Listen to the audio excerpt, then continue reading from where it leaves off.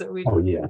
yeah. Anyway, yeah. All right. Well, Yeah, so if you can come out on Saturday, we can show you stuff. yeah. We'll talk about the time and all that. Yeah. Yeah, we'll talk about that a little bit later about schedule and stuff like that. Yeah. I'll bring some tokens to throw in the hole. No. Yeah, bring some bones, David. No, don't do that. Really mess with us. Yeah. Hi, Steve. Good to see you. We're all good. The only Jessica, person hi, I'm missing Jessica. is Jennifer. Well, and you said she confirmed. Let me double check what she said in her email, but she did email me back. You have her phone number? Somewhere.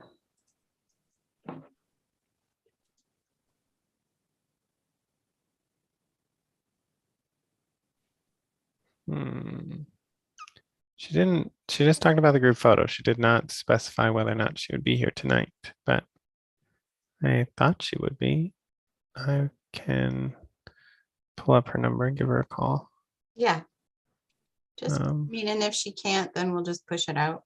We have how many people? We will have quorum, yeah. We have quorum. But just barely. We would just, yeah, it would just, yeah. So if you can give her a call, that would be great. Yeah. Hi, Chris. Good to see you. Libby.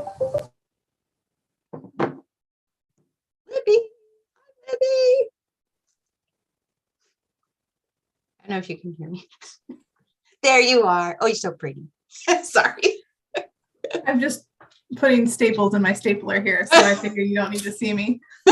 Yeah, no, that's fine. Welcome. I'll be around. I'll be back. Yeah, okay. Oh, look at Andy's background picture. Andy, that is an awesome background picture. It just makes me sad, though, what we used to have, right? Yeah, I was trying to find one in color, and there aren't very many options of That's City Hall in really color. good. Yeah. Good choice. Good choice. I figured we were at a football season, so I'll bring that one back. Reluctantly, yeah, yeah. Changed it. Yeah. Yeah. So we have a few folks that weren't able to come tonight. Three. So Patty, Juliana, and Brett. And we'll talk a little bit later on about schedule for Saturday. So for the photo, and also just so you can see where we're at with our archaeological project. And I guess, I don't know, Andy, you were here, right? Zach's just calling Jennifer to see if she's coming tonight. Yeah, I just called, but I was not able to get a hold of her. I'm going to try from my work phone as well, just in case she's like, what is that Erica code? Yeah. Yeah. Yeah. Okay. So and since it's 5:32, it's okay if she doesn't come tonight, we'll just proceed.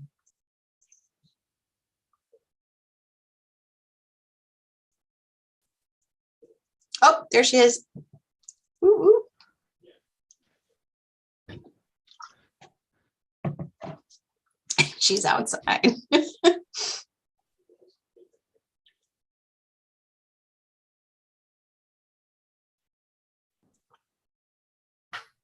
There you are. Hi. Oh, you're currently muted.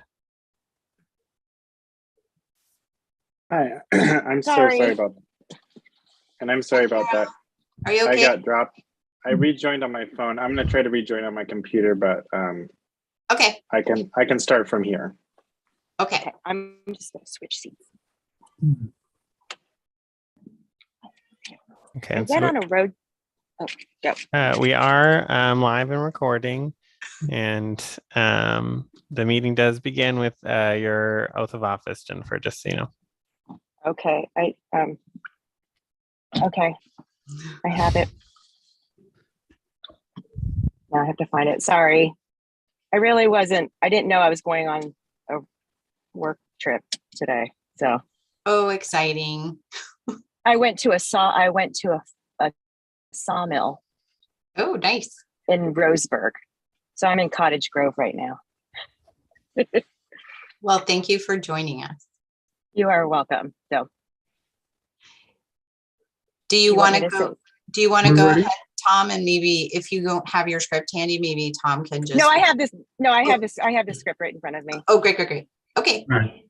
turn it over. to So, you. good evening. Welcome to the Historic Landmarks Commission. I'm Tom Capani, the Deputy City Attorney assigned to this commission, and it's time for the oath of office.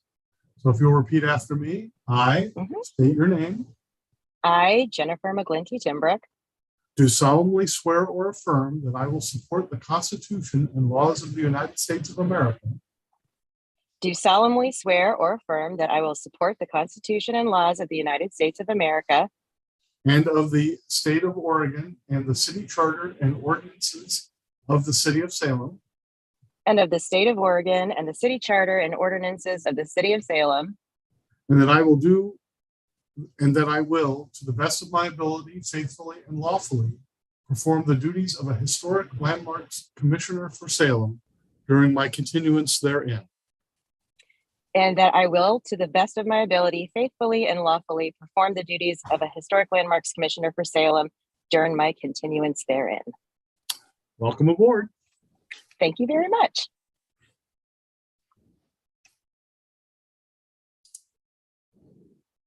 Thank you. And I brought my gavel tonight too, my foam gavel. So I will now call to order the April 21st meeting of the Salem Historic Landmarks Commission. Will the recorder please take roll call? Commissioner Cunningham, Here. Commissioner Kerdeman,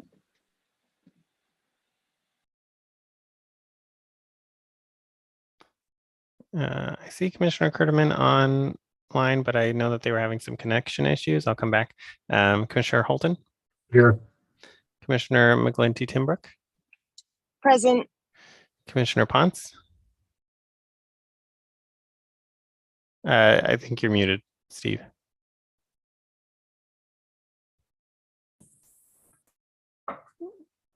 Present. Thank you. Commissioner Zimmerman, Here. Commissioner Fuller is absent, Commissioner Inman is absent, and Commissioner Mulvihill is absent. I'm going to come around one more time. Commissioner Kerdeman.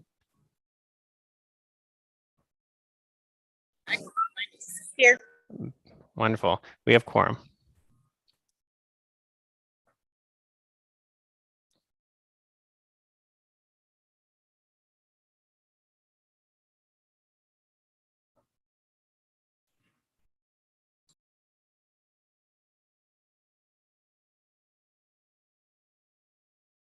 Did Carol lose?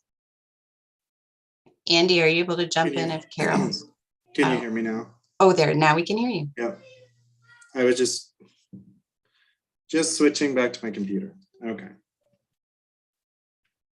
Sorry about the technical difficulties tonight, everyone.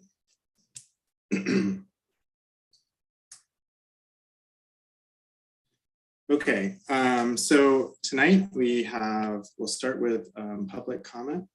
The commission will now hear testimony from the public concerning any items that are not on the agenda.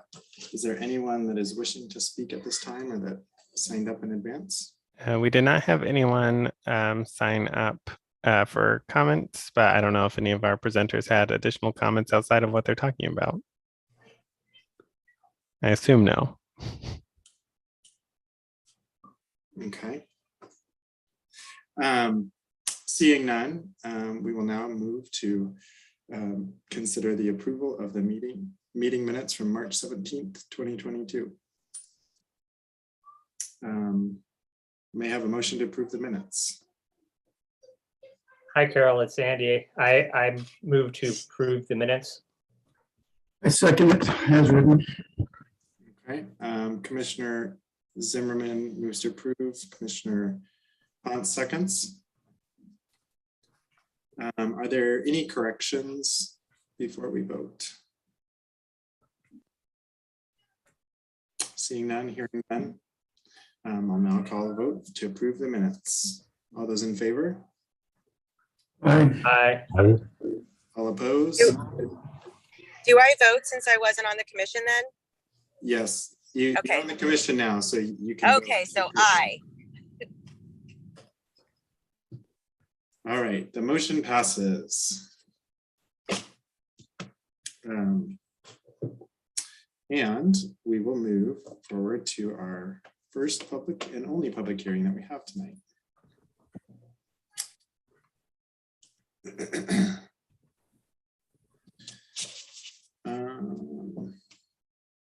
let me just adjust.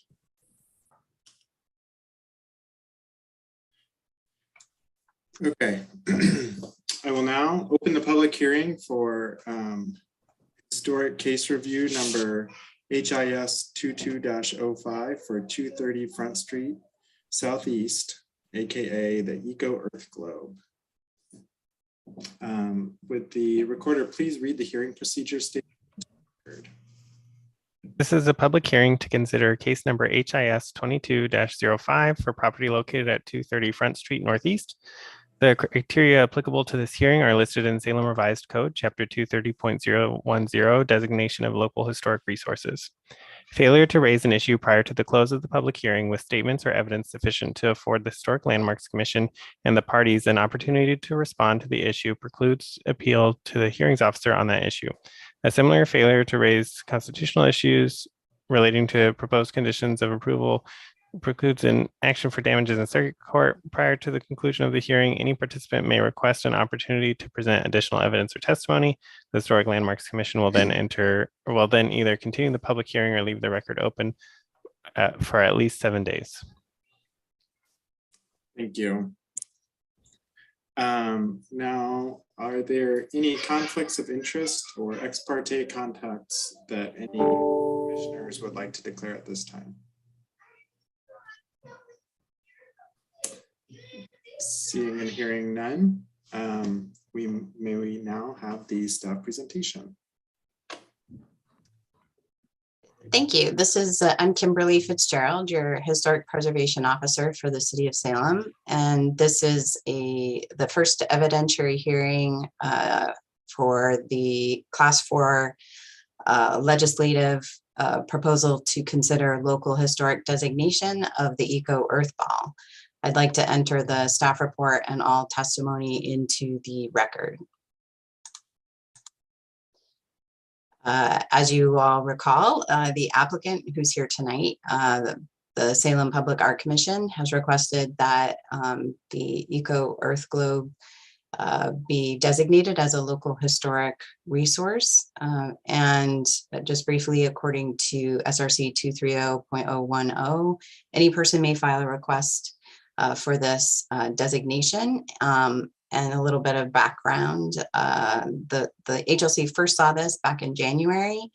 And then in March, at the March meeting, the HLC adopted resolution 2022-01 to formally initiate the local resource designation. Public notice for this first evidentiary hearing was sent to surrounding property owners on April 1st. And this notice was also published in the paper on the 7th and 14th of April. And we also provided notification to DLCD back on the 17th of March. So just to remind you, I'm sure you all know where it is, but here's a map showing the location in Riverfront Park, which is addressed at 230 Front Street. And a little refresher on the history. Here's some cool photos. On August 7th, 1960, the 10-ton, 26-foot diameter tank for acid storage was pushed by a tugboat on the Willamette River for installation in what is now Riverfront Park. The Oregon Pulp and Paper Company previously had used wooden tanks for this process, but the acid destroyed the wooden walls in these tanks. So that's why this one was installed here. The tank held acids used in cooking wood chips into pulp, and it was used this way until the pulp mill closed in June of 1982. And the city of Salem asked that Boise Cascade, who owned it at the time, leave the acid ball with the idea that it could become an amenity in the new riverfront park. The city of Salem acquired this property and the acid ball in 1982, and volunteers worked an estimated 30,000 hours over a 5-year period to convert the one-time eyesore into a public work of art. The members of the public contributed more than $70,000 by purchasing country flags for $50 each and icons for $200. The Eco Earth's board of directors, it was chaired by the former Salem mayor Roger Gertenrich. He said the unveiling to coincide with the annual World Beat Festival at the park, and it was turned over to the people of Salem on June 28th, 2003. And on this date, Governor Kulongoski also signed a proclamation to set aside that date, June 28th, as Eco Earth Day in Oregon. So going through the criteria, which you can see here on your screen, Salem Revised Code 230.010, Section E. Staff recommends that the HLC find that this potential resource meets the applicable criteria for age, significance, and integrity. The Eco Earth Ball is 60 years old and retains its original form and location. It has both cultural significance for its association with the Oregon Pulp and Paper Company and Boise Cascade as an example of a low pressure accumulator that allowed the plant to reuse sulfur dioxide, which is the residue from the chip cooking process. The potential resource also has human significance for its association with the Salem community and its efforts to adaptively reuse this industrial structure, and the work involving citizens and volunteers to convert it to a piece of art representing the earth and symbolizing world peace and cultural diversity. The resource retains its original form and location. Even though the exterior has been altered, it's still able to convey the significance and association. So the alternatives before the Landmarks Commission this evening is that the Landmarks Commission can recommend approval. So just to clarify, your role this evening is a little bit different than it normally is for a hearing. You don't make the final decision. You make a recommendation to the City Council. This is the first evidentiary hearing, and the City Council will hold another hearing. You can see kind of the schedule there at the bottom of your screen. But your choice this evening is to either recommend approval if you find that the applicant has made the case for designation of this resource and that it meets the applicable criteria. You can then vote to recommend that the City Council approve the designation. Your other alternative is to recommend denial. So if the Landmarks Commission finds the applicant has not made the case for designation and that the applicable criteria have not been met, then you can, again, just recommend denial. So that concludes the staff report. I am going to stop sharing so you can see each other.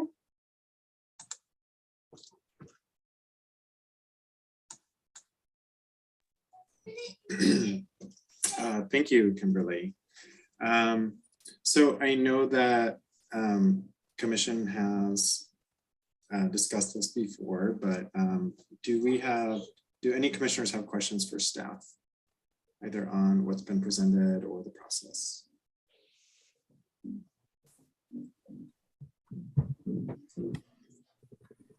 So question, just out of curiosity, I wonder if there is any record of like a time capsule in the fall. Is there that mentioned in anything? That's a good question. I haven't found anything. Chris or Heather, do you know of any time capsule? Oh, Chris, you're muted. I would have to defer to Heather. I think there is something in the center of the ball, but I'm not sure what it might be. Good evening. Yes, hello, everyone. Heather Dimke, staff for the Public Art Commission. I've been told that there is indeed a time capsule within. There's kind of a cubby on the back side towards the river. Told that there is a time capsule, but I've not yet ventured down to kind of peek in there yet. So kind of a surprise waiting for us yet. Sure, sure. Well, that makes it even funner then. Thank you. That's cool.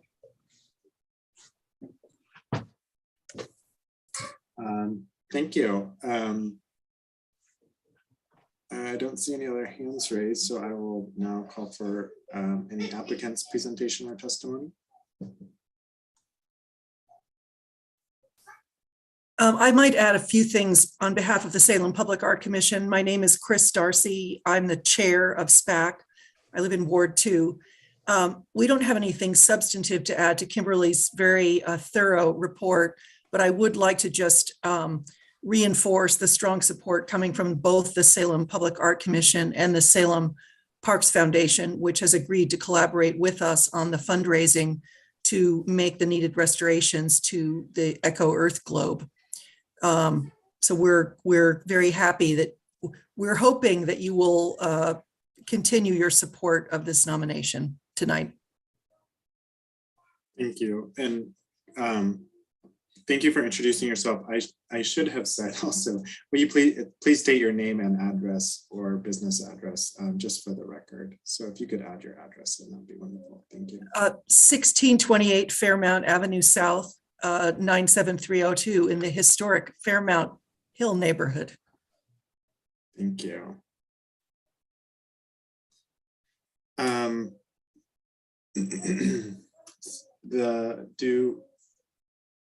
Do any of the commissioners have any questions for the applicant?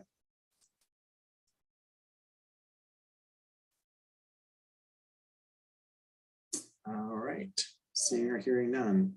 Is there anyone here representing Neighborhood Association? And no one from Can Do signed up to give commentary. Thank you. All right. Seeing none, I will now call for any other testimony or names from the sign-up sheet. No, we did not have anyone sign up to provide public comment. Excellent. Okay. So at this point, commissioners, do you have any other additional questions for staff?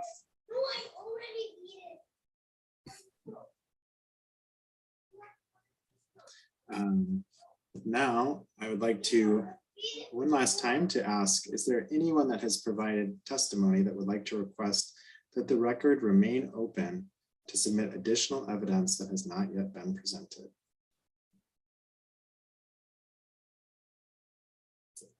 Hearing none or seeing no signals, I will now close the public hearing. No additional testimony will be accepted at this time without formally reopening the hearing. Commissioners, I will now call for a motion. Hi, Carol, it's Andy. I would move to recommend approval to the City Council to designate the Eco Earth Ball as a local historic resource. I'll second that. Second.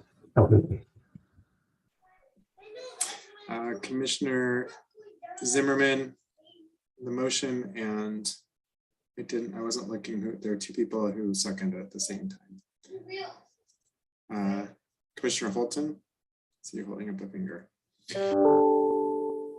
Excuse me.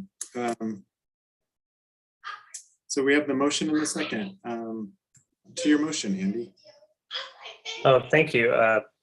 Yeah, since this project first came in front of us earlier this year, I think there's been a large, I guess, contingent, it sounds like, across the board of folks that have supported this project and are looking forward to seeing it refurbished and, continue to serve as a local resource for years and years to come. I think it's a great project, and the Eco Earth is, you know, serves, you know, as kind of a historical piece for the park, kind of showing its past as the pulp and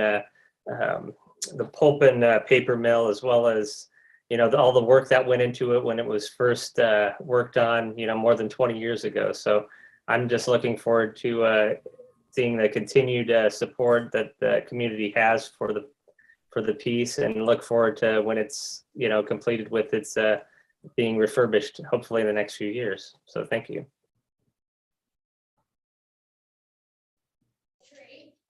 Thank you. Are there any other commissioners like to share anything? Just like to add that excited to see it moving forward, and I think it has been gaining momentum for 4 months at least, and happy to see it being recommended to move forward.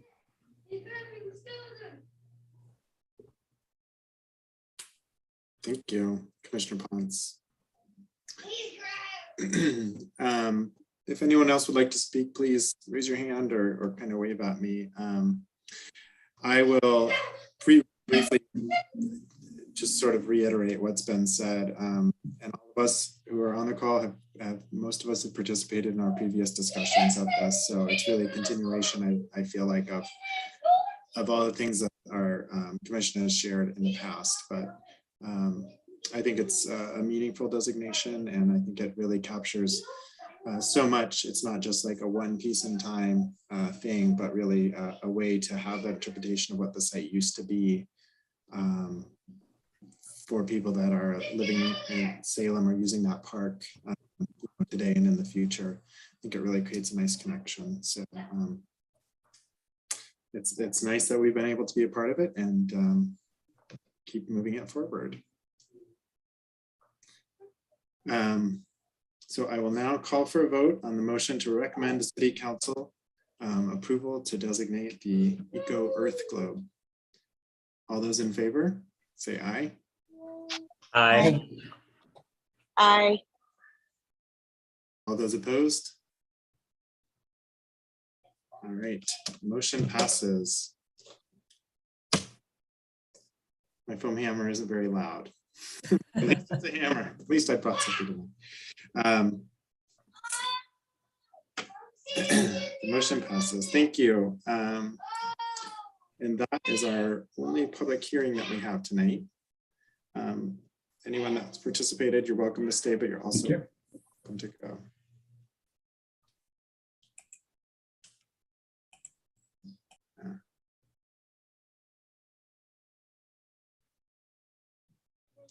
Okay, so moving on our agenda, where we do not have any action items listed tonight, but we do have discussion items. So our first discussion item is the Grant Neighborhood RLS update. And I will turn it over to Kimberly to introduce. Yeah, thank you, Carol. So if if the commissioners remember that Shelley, who's here this evening, came before you. Gosh, when was that, Shelley? In January of 2021. Was it really? Yes, it was. Yes, and this was so that you could, as a stakeholder, weigh in on the mitigation for the adverse effect for the adaptive reuse of the Evergreen Church and parsonage. And so Libby from HRA and Brooke are here to present some initial findings from the work that they completed. And if you recall, one of those items on the mitigation list was a reconnaissance level survey of the Grant neighborhood. And I don't know, Shelley, did you want to add anything else? Did I just wanted to add that the survey was issued for public comment for 30 days prior to tonight's meeting. The public comment period ended last evening at 4 p.m. And as of that time, we did not receive any public comment. It did go out to the neighborhood association, as the Grant Neighborhood Association, with the document as an attachment. It was also posted on the city's website and posted in the library. Okay, great. Thank you for that update. So, and Libby, take it away. Hello, thank you for having us here. So my name is Libby Provost. I am an architectural historian with Historical Research Associates, HRA, and my colleague Brooke Best is another architectural historian with us. And we are going to talk about the Grant neighborhood reconnaissance level survey update that we did. I'm going to share my screen. We have some slides to show. Let's hope this all works well. I assume everybody's able to see that. Is that correct? Yes. Okay. Yes. Okay. I'm going to adjust my screen quickly so that I am able to still see you. Okay. So a quick project background that Kimberly listed some of this. That photo there is known as Evergreen Presbyterian Church. We're now referring to it as the first German Baptist church, as that was what it was founded as. The proposed redevelopment led to was found to be an adverse effect, so it led to a memorandum of agreement between the city and the Oregon SHPO, and the three stipulations in the MOA were this Grant neighborhood reconnaissance level survey update, state level documentation of the church and parsonage, and exterior interpretation about the church and parsonage. And I will be back, I believe, next month to talk with you about that piece of it, the interpretation. But today we're talking about the RLS update. I'll give you a little bit more background information, and then I'm going to turn it over to Brooke. Brooke did the background research and was the boots on the ground doing the survey. And then I'll come back with some recommendations HRA has for future study. So for this RLS reconnaissance level survey update, our work built on two previous studies for the Grant neighborhood. Oh, I should go back one step and say that the city's goals as communicated to us were to collect baseline data about a portion of Grant neighborhood as a basis for preservation planning and policy decisions to find out if the area maintains sufficient integrity as a collective whole to qualify for listing in the National Register as either a historic district or under a multiple property documentation. So that's what we set out to do. We built on two previous studies, a 2006 reconnaissance level survey of a portion of the Grant neighborhood called the Oaks RLS, and then a 2015 study that the cover of which is depicted here that also included a reconnaissance level survey. And I'll show you the location here. The red outline is the Grant neighborhood, and the black square is a 9-block area that we resurveyed. Some was new, some was a resurvey. And if it helps to know, let's see the boundaries there in our resurvey area were to the north, the center line of Market Street, to the south, the center line of D Street, to the east is Cottage Street, and to the west is 5th Street Northeast. This survey area was somewhat arbitrary. It was set, I believe, in conversation with Kimberly and Jason Allen at the SHPO. If we need to talk about that, or if you guys need more information about that, I don't have any more. I just know that this was the area that they chose for us to study on, or to survey at this time. And here's an aerial view of the same area with the whole neighborhood and the smaller 9-block area that we resurveyed. And now I believe I'll turn it over to Brooke. Yeah. Perfect. Thanks, Libby. So the area north of D Street and the North Salem addition, it was subdivided in 1850 but it wasn't really until the following decade that development really got started. Things peaked in the 1880s with J.H. Minthorn and his Oregon Land Company, who was primarily responsible for the addition, which is now known as the Grant and Highland neighborhoods. And you can see the project area is shown in the upper left portion above north of Mill Creek. So a severe flood in 1890, followed by a national economic depression in the 1890s, slowed residential growth in the area. And then we had, you're going to see a theme, the up and down, the rise and fall. Improvements during the early 20th century brought more growth, including street paving in 1907 and the completion of the Oregon Electric Railway in 1912. And it's interesting to note that the Grant neighborhood had a rail line that extended along Front Street. And Libby mentioned the Oaks Addition. This was a subdivision that within the neighborhood that was established at this time in 1910.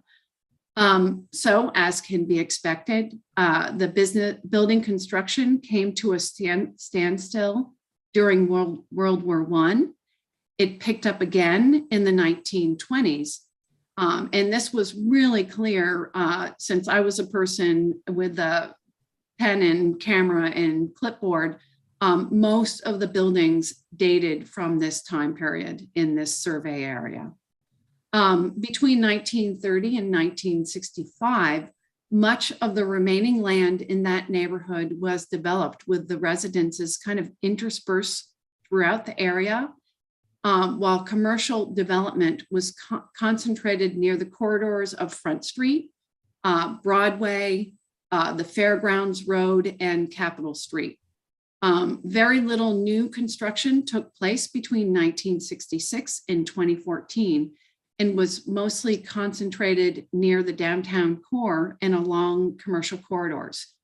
And you may all be aware that in 2014, the Grant neighborhood was recognized as Salem's first heritage neighborhood. Libby, next slide, please.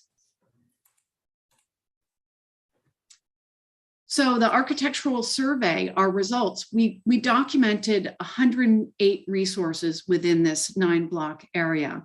And Libby pointed out that the review included some archival background research, and that included looking at the Oregon Historic Sites database and looking at county tax assessors records.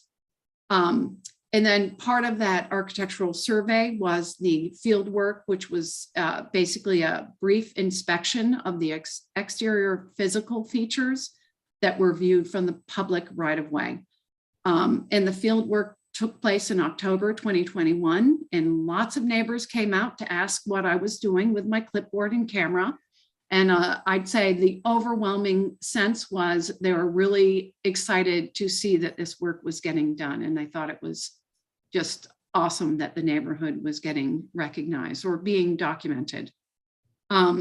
So then following the field work, the survey data was entered into the state's historic sites database.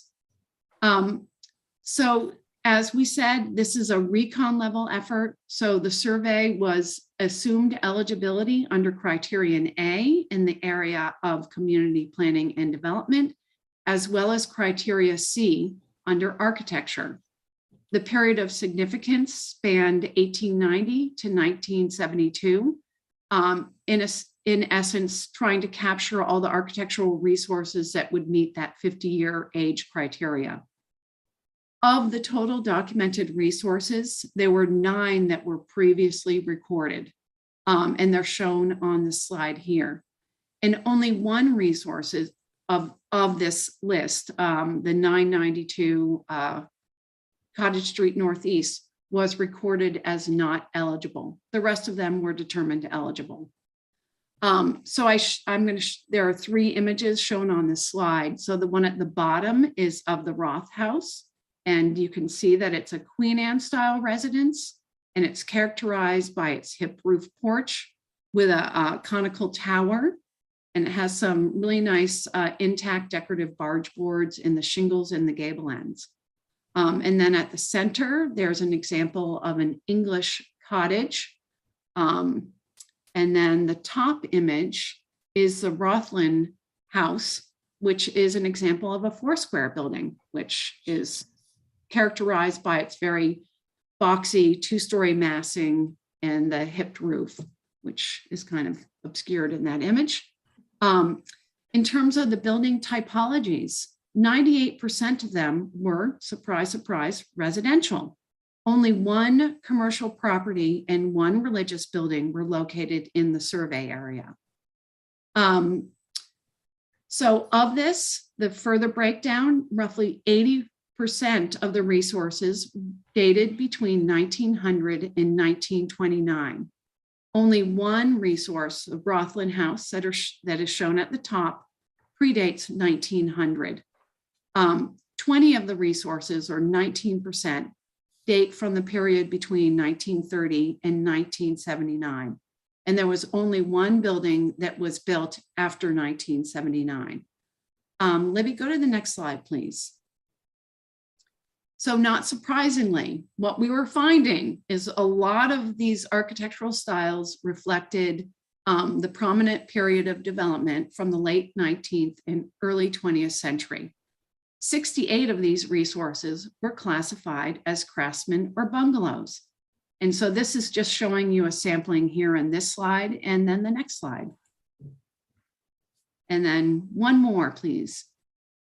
Other buildings that are represented include examples of the Pyramid Cottage, Gothic Revival, Queen Anne, Foursquare, and a mix of period revival styles, including English Cottage, Tudor Revival, and Colonial Revival.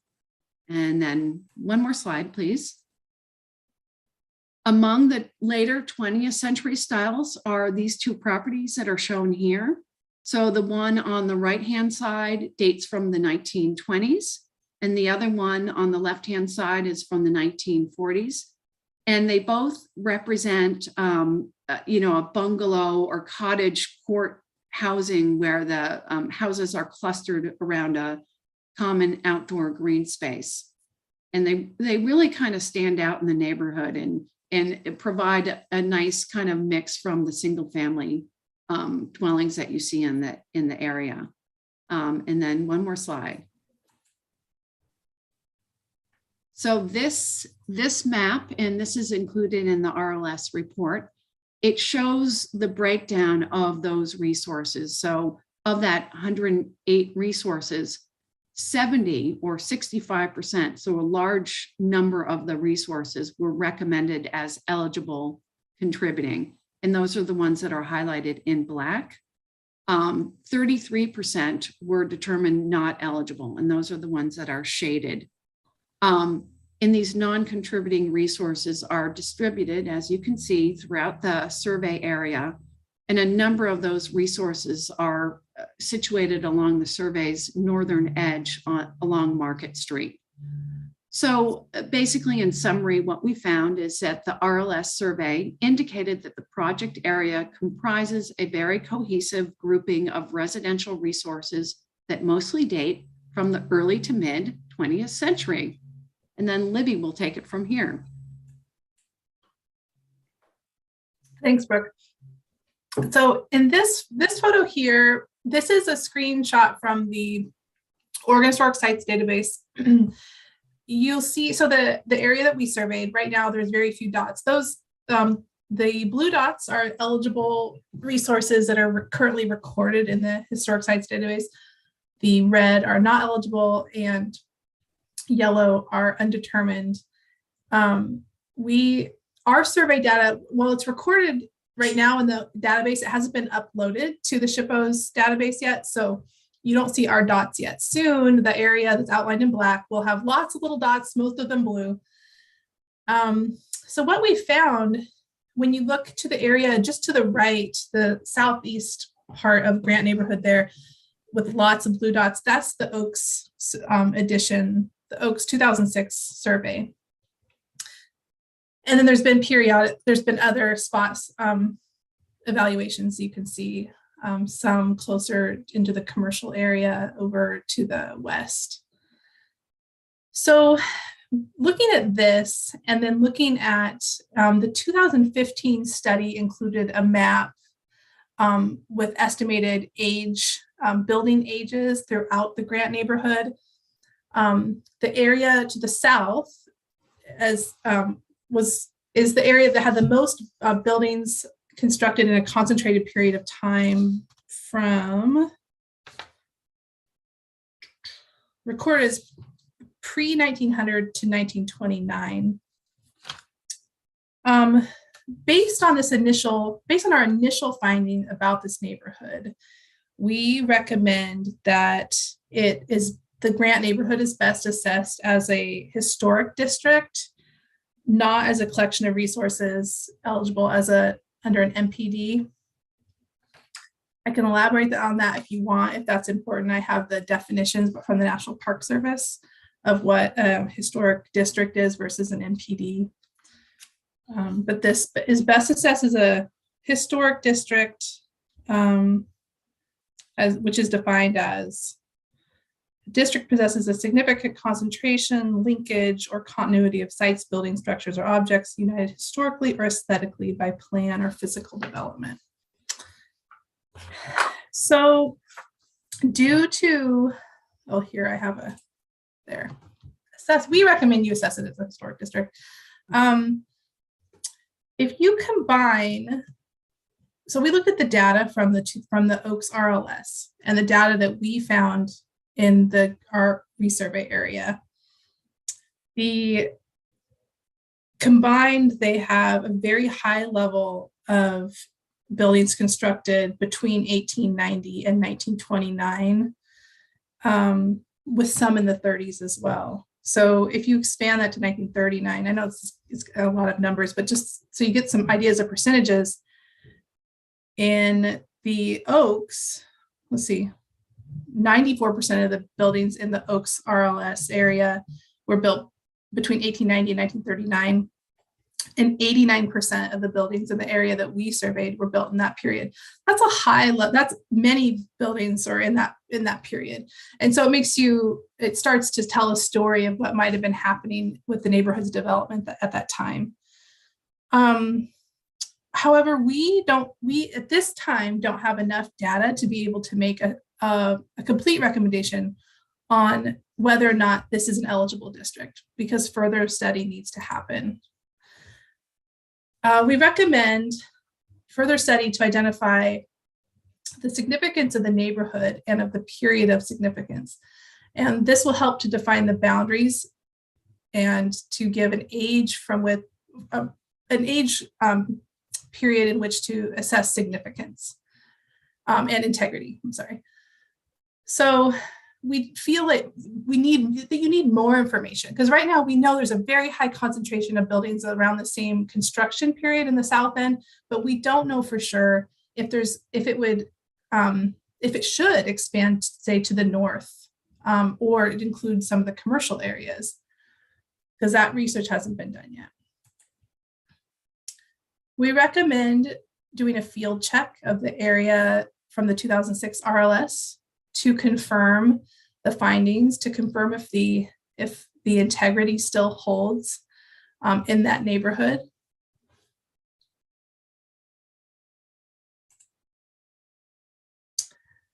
In general, we recommend doing extended survey because very few, I mentioned commercial a few times, very few commercial resources have been surveyed. And as you can see from all the little dots, not very much of the residential area to the north has been surveyed yet.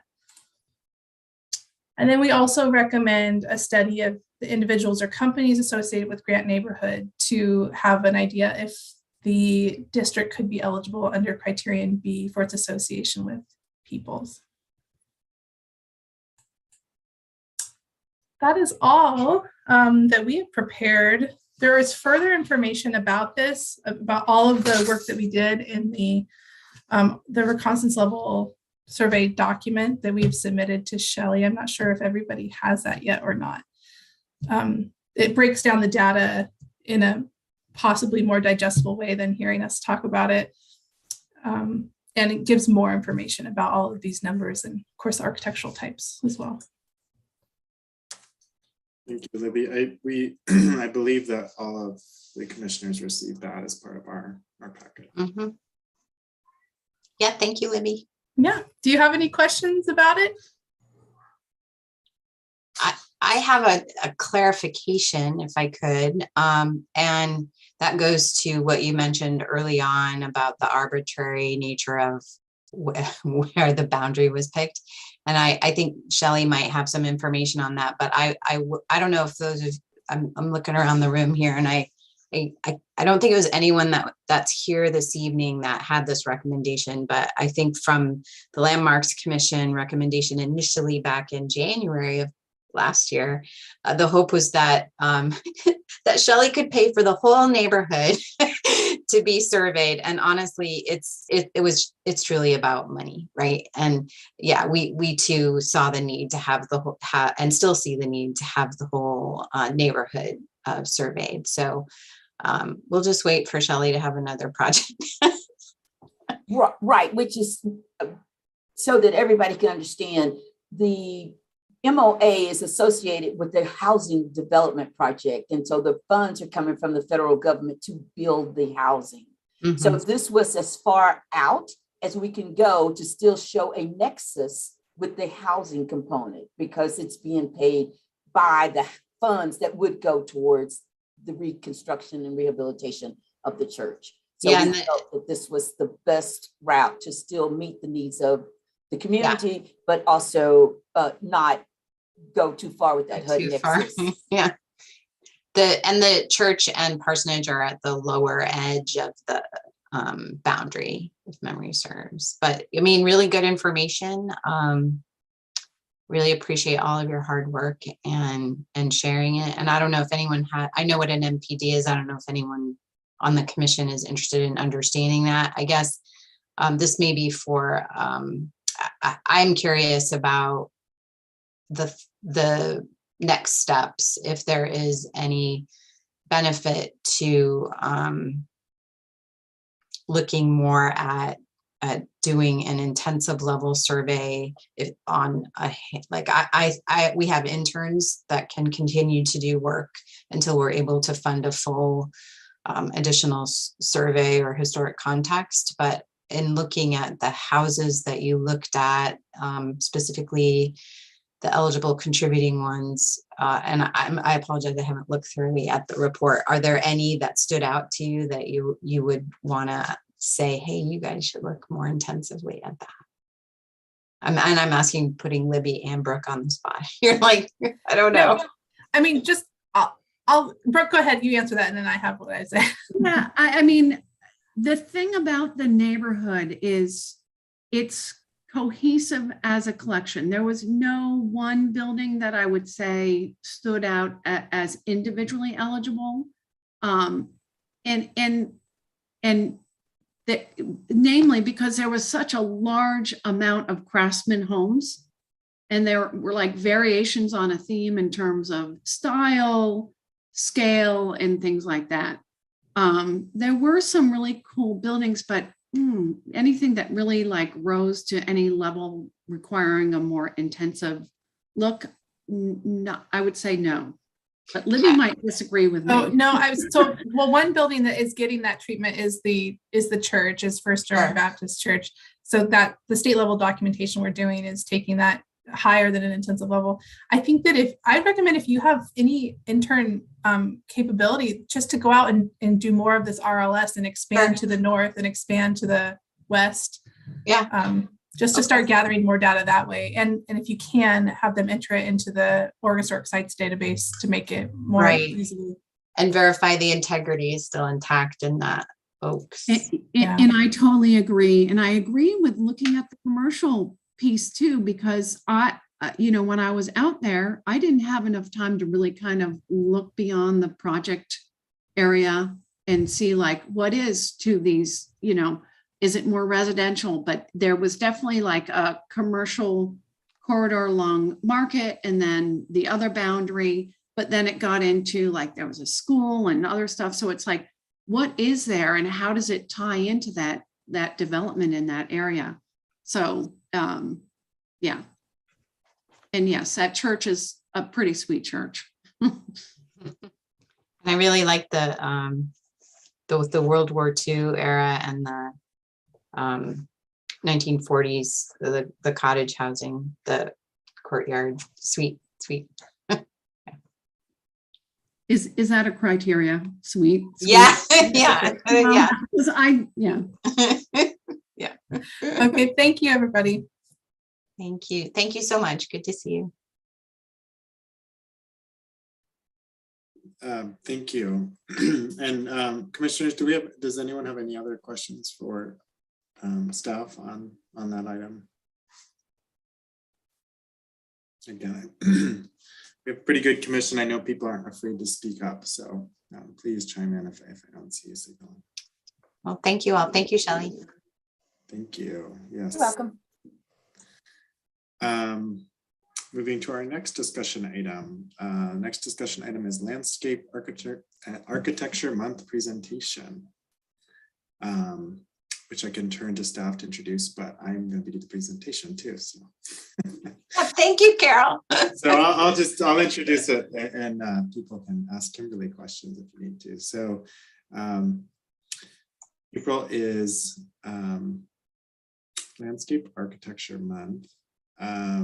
And I did a presentation last year, sort of under the same conditions. We had a meeting where we didn't have lots of public hearings.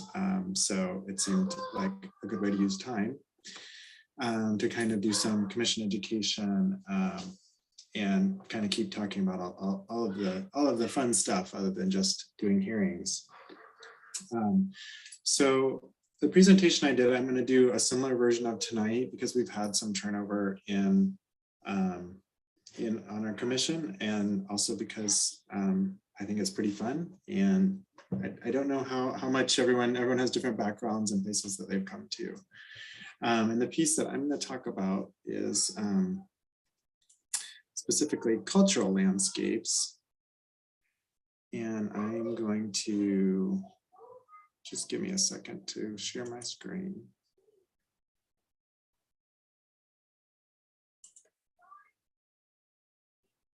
It should be.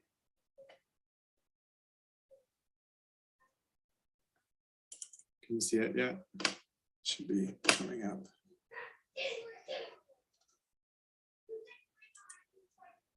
So, can you see that? Yep, looks good. Okay, thank you.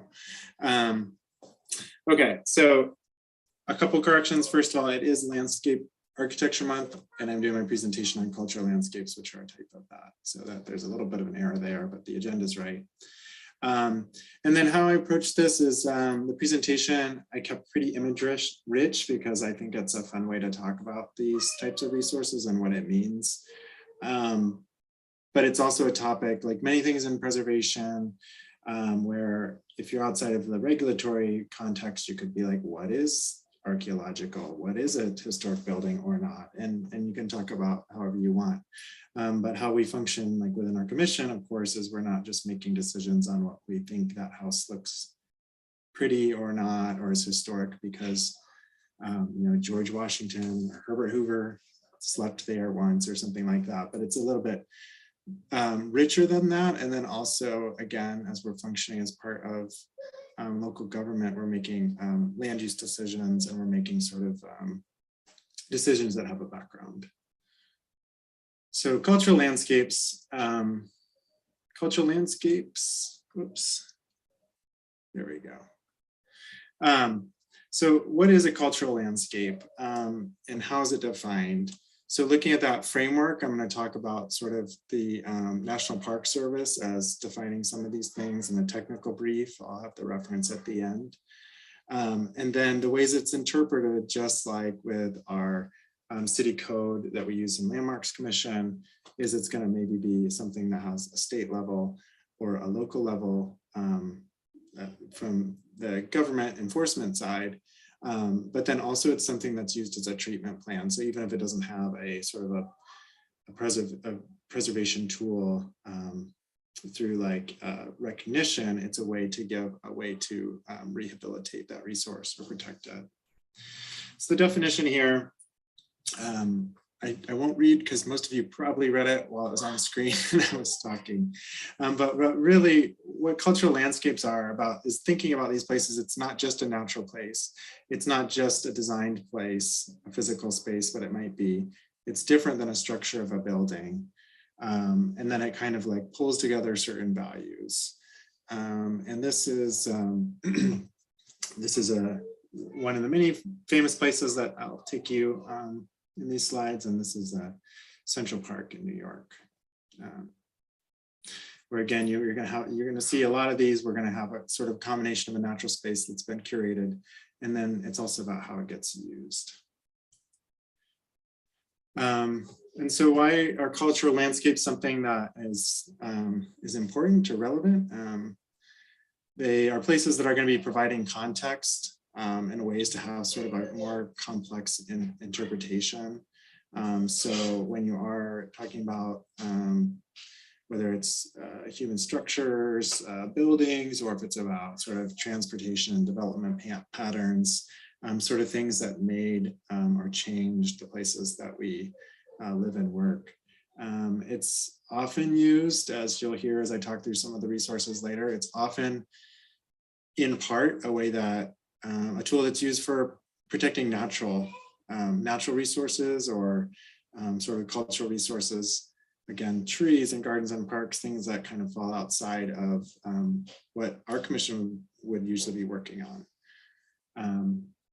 And then again, it's that connection between the natural and the human environment. So cultural landscape is not going to be, whoops. You know what? I'm sorry, I didn't switch my image. I'm so sorry about that. So the cultural landscape is not going to be just like the gorge itself, right? That's a big natural landscape, or things like the Grand Canyon or things like that. But really, again, it's going to be this connection between sort of natural and human environment. So I chose this picture because you can both talk about some of the things that are happening on the water, as well as, of course, the Columbia River Highway and the physical resources associated with that. So there's 4 common types of cultural landscapes. And again, these are things that these terms are going to be terms that have definitions and treatments that you can go to, beginning with the National Park Service preservation brief about these. And there they are. They're historic site, historic design landscape, historic vernacular landscapes, and ethnographic landscapes. And I'm going to sort of walk through these, each one separately.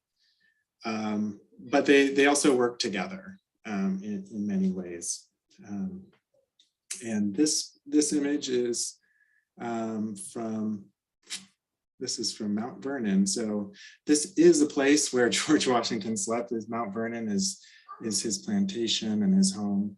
And actually, this is, if you were on the river facing side, they have many resources at this particular site. But there was a lot of partnership done to make that view from there stay as evocative as you could of the period of when you lived there, which is pretty incredible because you're looking across the river. There's a bunch of private property over there. There is some public land. So it's a pretty compelling story and took a lot of work by a lot of people to make that the case and to really to define that. And it's again back to the regulatory. That's just these entities acting as they are. But by defining that as one of the important values and one of the important pieces of the Mount Vernon historic property, then it's something that they think about. So even if there are things like energy projects or other things being proposed, the fact that that cultural landscape has been defined and then built into both this site as well as some of the other public spaces around it, it makes something to be considered. Okay, so number 1, historic site. So the easiest example to explain what a historic site would be, that would be a cultural landscape, but not just a building or something like that, is battlefields. So again, what the definition of what a historic site as a cultural landscape would be is going to depend on the purpose. And so it's going to be considering that public history, understanding the human development pattern, and then this association with the event activity, or in some cases it could be with one person. Battlefields in the US in particular, any battlefields, of course, from the Civil War, but also Revolutionary War, or War of 1812, they have pretty robust programs and definitions and ways to identify what those spaces are, what the resources are that might be in this landscape. I don't remember where I got this picture from in particular. It's a Civil War battlefield, but most of the things that you see if you just go as a visitor, like the cannons, aren't truly from that. It's something that someone put there as part of the visitor experience. However, there's things about how the space might be maintained. There might be, this one has that fence that's just a fence, but sometimes there's brick walls and things like that that have been there, developed for an agricultural use, were part of the war, part of the interpretation. And then historic design landscape. So historic design landscapes are looking at things that are consciously designed or laid out. So usually when people hear landscape architecture, this is what they're thinking of. This is from in Salem, the Gaiety Hollow Gardens, the gardens of Lord and Scriver, including Deepwood, as well as some of the gardens at Bush Park, are all amazing examples, not just because they're in Salem, but even if they weren't, you should come to Salem and visit them. But these are really looking at things that are sort of this highly designed type of space, and often even spaces that were designed intentionally, sort of, I would say aesthetically, would be what you'd be looking at a historic design landscape. There's usually someone who you can say they designed it on purpose. There might be plans or blueprints, documents like that from how that space came to be. Historic vernacular landscape. So this type of landscape, this is looking at how things evolved through the use of the people and activities that lived there. The example that I'm showing on my screen now, this is in Hawaii. And this is one of the places that's protected through Park Service. I can't remember exactly how the area is defined because it is private lands, I believe on the island of Kauai. But as you can see here, this is not a single farm, but it's a collection of properties. It's sort of making, it's almost like, it's convenient tonight that we just had this nice presentation about like survey of a neighborhood. It's the same sort of thing. It's looking at the collection of these contributing resources that when you're standing where this photo was taken, you can look out and you can sort of see how this landscape combines the history of how that agricultural uses were there, how that shaped the land, how it changed it. And then the interpretation and protection can be there to support that. And then the fourth type is ethnographic landscape. So I know I said earlier that it wouldn't just be a natural landscape. And then also if you're getting outside of the terms that we'd be using for sort of formal preservation, protection, land use practices, it's not usually going to just be a natural resource. Of course, this is where, you know, are there things that are truly just a natural resource or something like that? So this is a picture. I really should get a good Oregon example of this. This is also out in the Chesapeake Bay region of marshes that were traditional resource gathering areas for tribes that lived there at the point of contact. And there's ways that there have been there are ways that different entities have used tools to sort of combine ethnographic history, again, with natural resources, sometimes archaeological resources also being part of the, not just the interpretation, but also sort of the designation and how you would maintain and protect these places. These landscapes, examples could also include contemporary settlements. It could also include sacred sites, excuse me, as well as massive geological structures. So again, this could be a place where there might be things that sort of are just seem like a natural place, but the way that people have used them is something that we know of and that we can use in our interpretation in ways to preserve.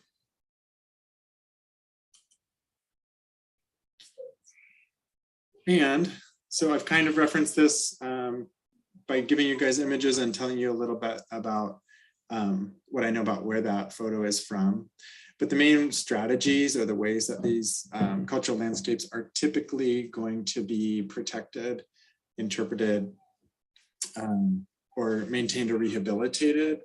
It's not going to be designated by a city and come through the council, but you're going to be using similar tools. So all of these things start with sort of that survey analysis, depending on the resource and depending on what it is, the ways that you define, as it says there, the patterns, the boundaries are going to depend on what it is. So this image that I have here, again, I'm sort of showing agricultural uses and transportation uses, and you might get into that. And then easements and trusts. This is, again, that combination of sort of historic preservation tools, as well as property easements can be used for just sort of historic preservation of built structures. But these easements and trusts are also very common in the in sort of the environmental conservation, landscape conservation toolkit. So often these will come together. Again, I think that a really, again, well-resourced, which is why they were able to do what they did, but good example was that image of how you can be at George Washington's Mount Vernon and look across the river and kind of see a landscape that has very few houses or power lines or anything. And then there's a lot of other sites like that too, where people have sort of created easements, working with public-private partnerships to sort of protect the land around specific sites. And then finally, maintenance and interpretation. And maintenance and interpretation is back to that you might be having any work that's done sort of to identify what makes this landscape what it is. It's also going to be guiding how you would be maintaining or rehabilitating those elements as we move forward. And again, this is not all that different from the guidelines and the things we think about when we're talking about historic properties or historic homes. And then I did leave in a slide from Bush Pasture Park. So when I did this presentation, or version of this presentation last year, I think that we were close to the end, but not quite to the end. The city of the Bush Pasture Park and Deepwood Cultural Landscape Management Plan, or whatever the full name is. I don't have it in front of me, but there was about a year-long city planning process, working with consultants to look at Bush Pasture Park as well as some of the contributing assets. And I just left it here on the slide with these examples because it's a really good example that's right here in Salem, where you can see some of these different pieces at play. So there are ways that you can experience land use history. There's, yes, there are houses there that weren't there when they were operating the farm, but you, by maintaining all that open space, which is now a lot of its ball fields and things like that, it still is evocative of what it might have been like. You have the context. So again, this is where it was preserved due to the ways that the family worked with the city and made the park a park. It could have become a bunch of houses and things like that. The hospital's right across the street, but it didn't. So by doing that, the fact that the Bush House is where it is, and it's not right next to a bunch of other houses, that really aids in the way that that site, the Bush House, can be interpreted, and that can be experienced, because when the Bush family was living there, they didn't have houses right next to them and things like that. So it really gives you that sort of openness and that experience. And then again, you've got some natural resources that are going to tie both into the period of significance related to the Bush House, the Bush family, agriculture operation, but you can also have, there are resources there that could be interpreted even further back and to the ethnographic ties to the people that were there before. And with that, That's it. That's really great. Yeah. My last main slide, I have a few resources here. I should have updated with the Bush Park plan, but so that's what I have. Thank you, Carol. I actually have the plan up. I don't know if you want the full title. Do you want to know? Sure. But it is the Bushes Pasture Park and Deepwood Estate Gardens Cultural Landscape Management Plan. And what's really cool about it is we're actually working through our very first project in the park that they are proposing a new smaller garden. And so we're using the CLMP as it was intended to be used. So there's different management areas. So certain areas like the picture you showed have been defined for no development to maintain that integrity, but other areas, there's lots of little sub areas in there. And so we're working through the process to see how it will move forward. And there is a potential, like the project that they're proposing now does require historic design review, and we're currently trying to figure out what class. So it may come before you. We don't know yet. We got to look through it. Anyway, just wanted to throw that out there. And yeah, it's I feel like we should do more of these. I would love to do one for like Riverfront Park area.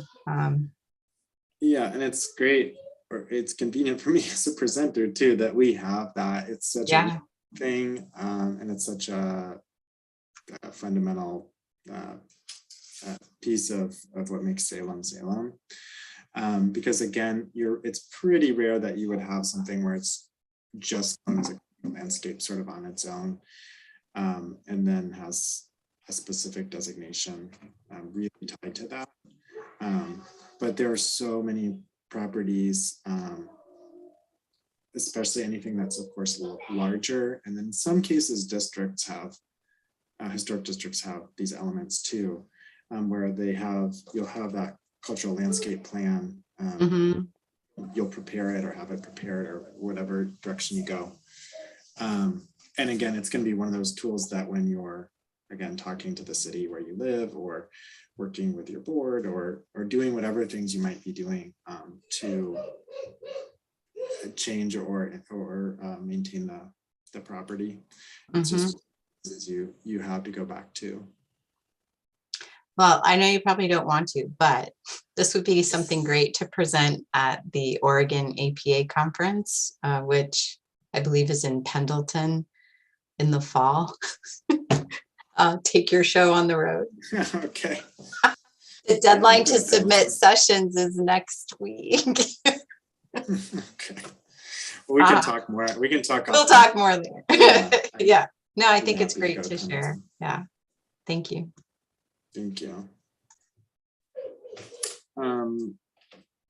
Does anyone else have any questions? No, I just kind of went through it. All right, hearing none.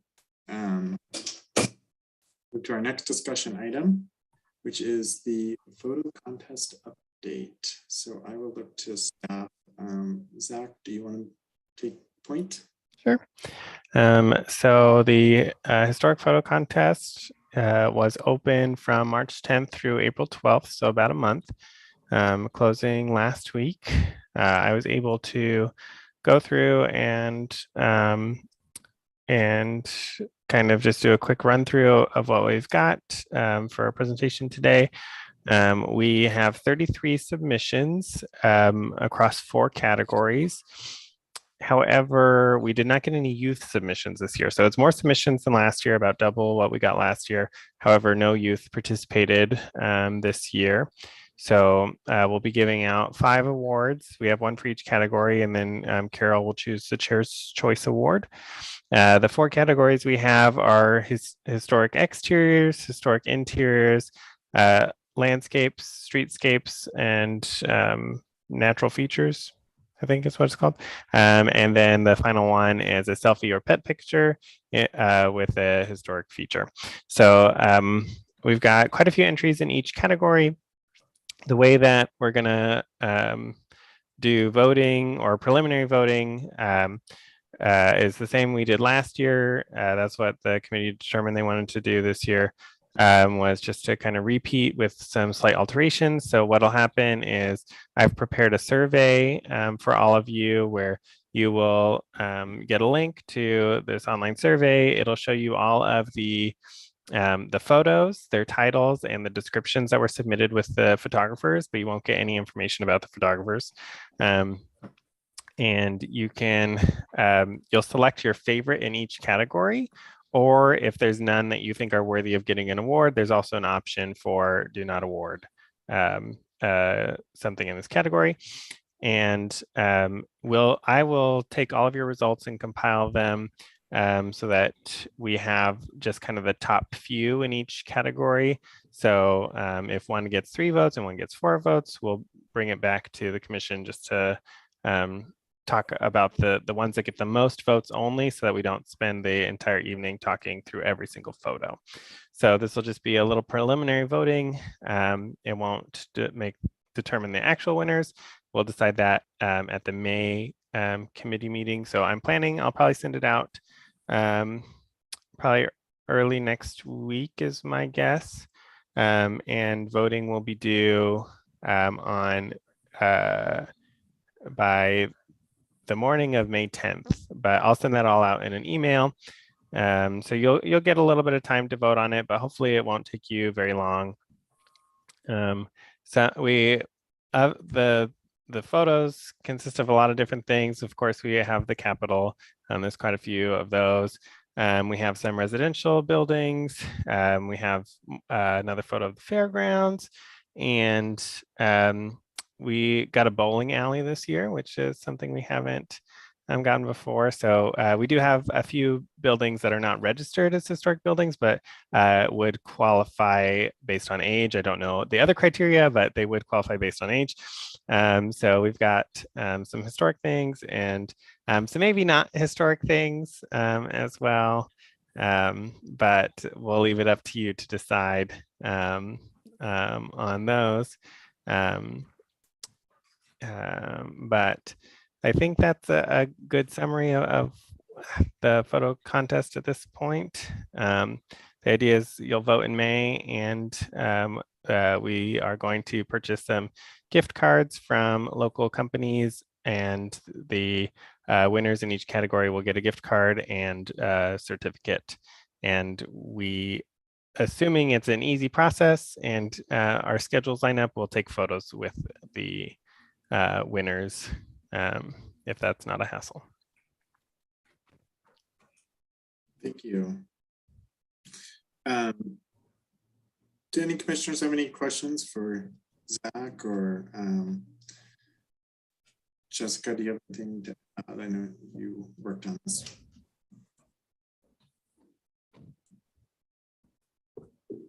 Seeing none, hearing none. Sounds good. Thank you for keeping it so organized and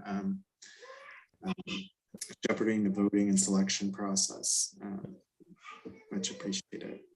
Andy, you took yourself off mute. Did you have a question? No, I was just going to kind of say what Carol was going to just mention, and just thanking you for doing the heavy lifting and kind of organizing and getting all those photos in. I mean, it's nice to see that we're going to have such a large amount of entries this year. Unfortunately, we didn't get any of the youth, but I'm glad to see that the other categories are going to be so represented. So thanks for going through that and trying to organize them and trying to figure out what we got. So that helps out, I think, a bunch for us. So thanks for the work on that. Of course. Yeah, and including, it's tempting to say, thanks for doing such a good job. We're all virtual. But as somebody who was part of this before we were all virtual, it's hard to get everyone to see the pictures and vote prior to the meetings and all of that. So it's really, really great. Thank you. Discussion item next is Historic Preservation Month. And so last month, and I'm not going to show the slide again. We had some discussion about all the extra fun stuff and things that we could do this month. And I feel like everyone has too much going on. So we're going to see, I'm saving that slide for next year. And I'll probably bring it out like in January. So we can start talking about it early, maybe before Christmas. I don't know. Maybe that's too early. But I only just wanted to give folks one last time to an opportunity to discuss if there is anything at all that you want to do that's special other than voting on awards and that kind of thing. Everyone's looking down. Okay, that's all so we're done. I just wanted to give one last chance. So we're not going to do anything super special. And that's all I have. Excellent. Just one more small note on Historic Preservation Month. The mayor is planning on doing a proclamation for Historic Preservation Month as well. Wonderful. Any questions for staff? Seeing none. Also, newsletter check-in. It is our photo contest subject, so I'll turn it over to you, Zach.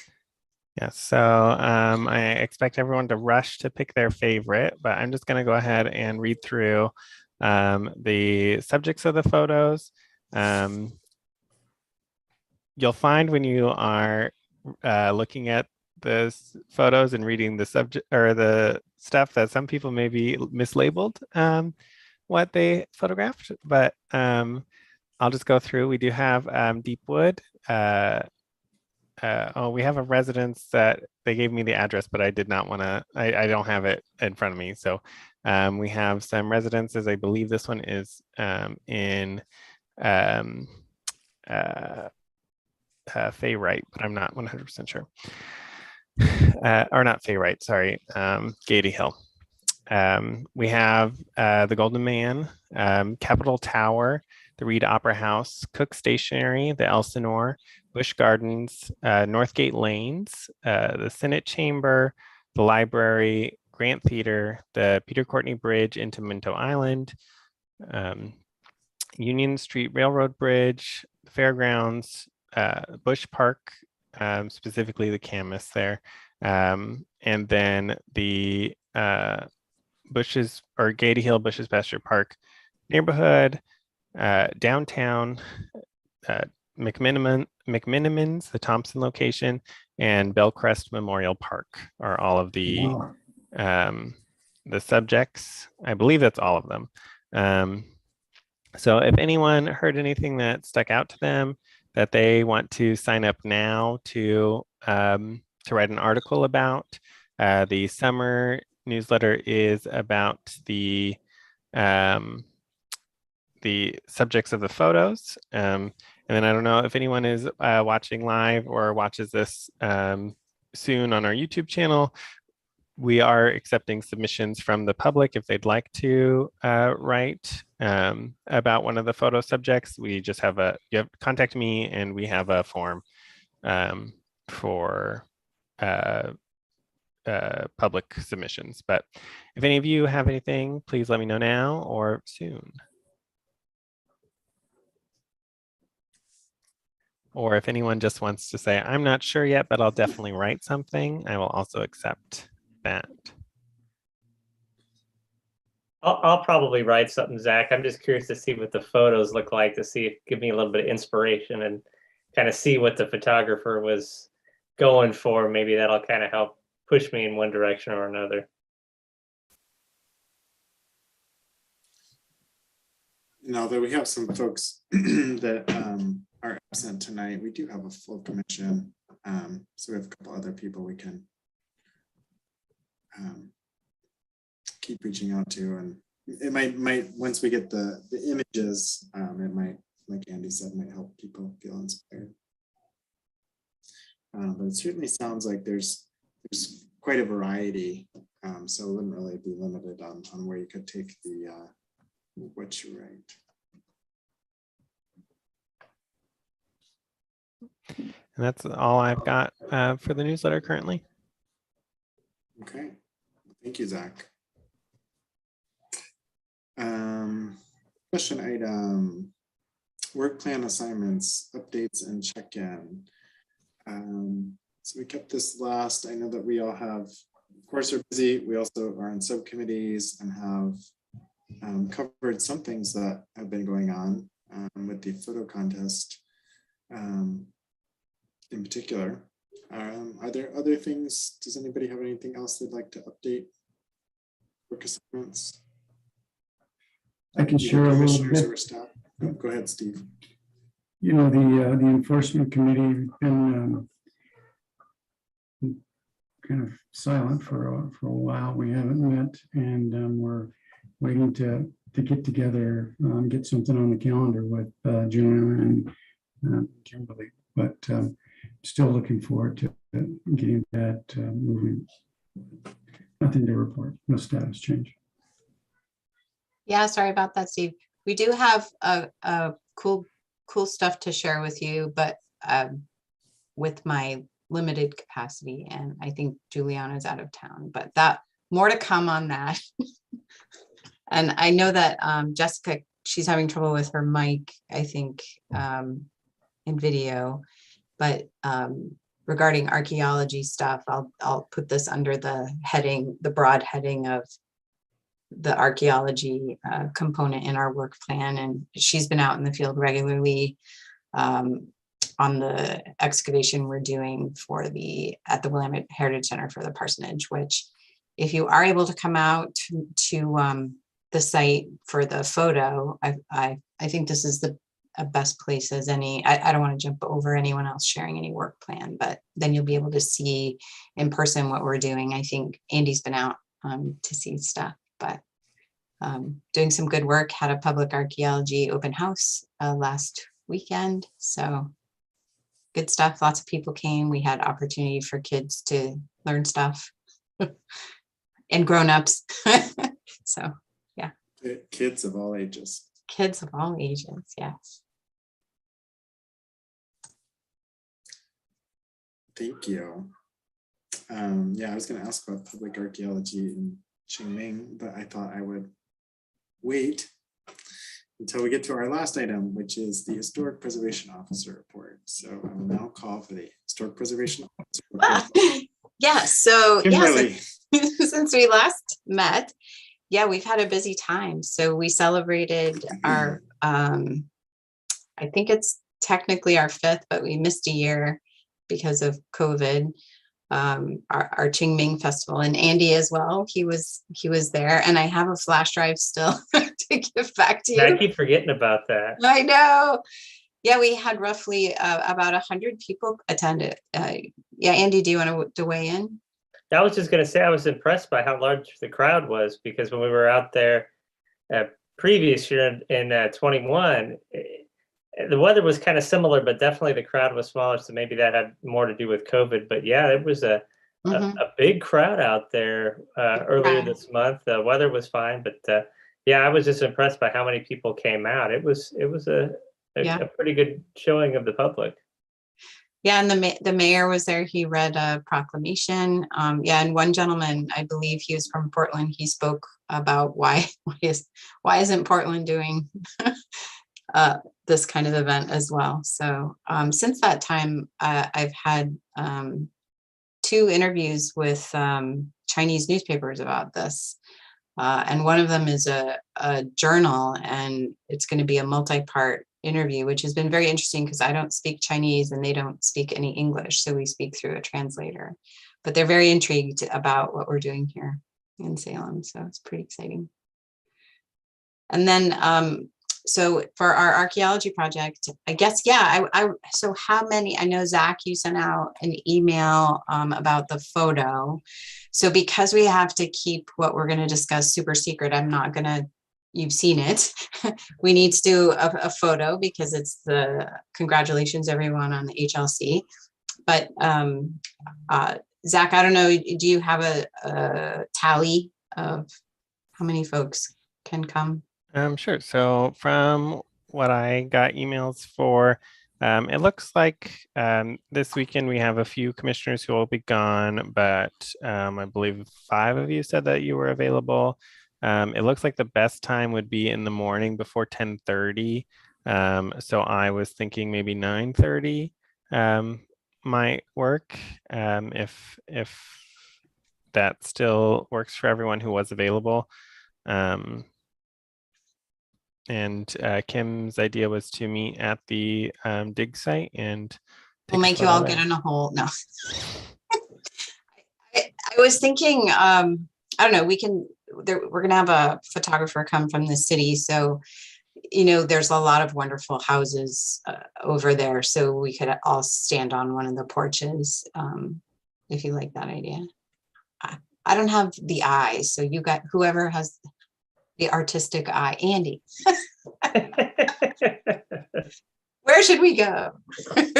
There's so many great places around there anyways. I'm sure yeah, we could just pick any place and we could probably get a pretty good photo from, you know. Yeah, we'll probably have her take a few and then pick what we like. And then I guess the commissioners that can't come will Zach said he could Photoshop them.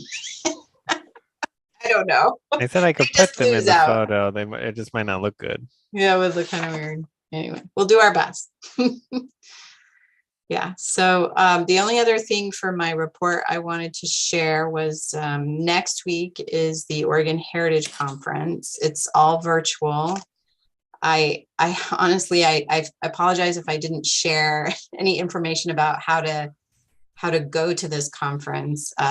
If you are interested, we can send you a link and you can sign up. They have some pretty good sessions. So if this is something you're interested in and you have time for, I know a lot of you work during the day, but you could register and they are recording the sessions so you could watch them later. So Zach, maybe we could just send the link out to everyone that way. Yeah, if they want to go, they can go. And I'm doing one session because I have time for that. Be in the hole, step out to do the session. And yeah, we're talking about what I'm going to be talking about is creative mitigation for archaeology. This commission is unusual in that you guys are very familiar with what mitigation is because it's part of our process. So like why Libby and Brooke were here tonight, that's an example of creative mitigation. So we're just kind of talking about our process. And that is all I have. Done. Where's your rubber? But do any commissioners have questions for staff? No, thank you. David did. David does. I don't have a question for staff. I thought Kimberly had wrapped it up and I was going to just butt in. Oh, that's fine. I just wanted to wish everybody a happy Earth Day tomorrow. April 22nd, 1970 was the first Earth Day. And so we're on our 52nd, I guess, Earth Days that we celebrate I remember the first Earth Day. I was a senior in high school and we took the day off. It collected garbage along the county roads. And it kind of set in motion for a lot of us as how important it is to, maintain what we have here today and make it better every day. So anyway, I just wanted to wish you all a happy Earth Day and go and plant a tree or something good. Dig in the dirt, see what you can find, right? Kimberly? Yes, exactly. That's Yeah, the- feel free to real stay on Saturday after the picture. if you want. Should we bring our shovels and picks Yeah, and yeah. that- No, we have plenty of trowels and shovels. Yes, yes. So have we set it for 9:30? Yes, I Sounds think, like it. does that work for everyone who's here? That, yeah. Yes. So Zach, you'll send out a confirmation. Yeah, I can do that. And copy Kathy. Or Spring? Yep. Okay, wonderful. All right, I'm gonna close our meeting and then we can. Yes. Yeah, okay. I will now call our meeting to a close. Thanks, everybody.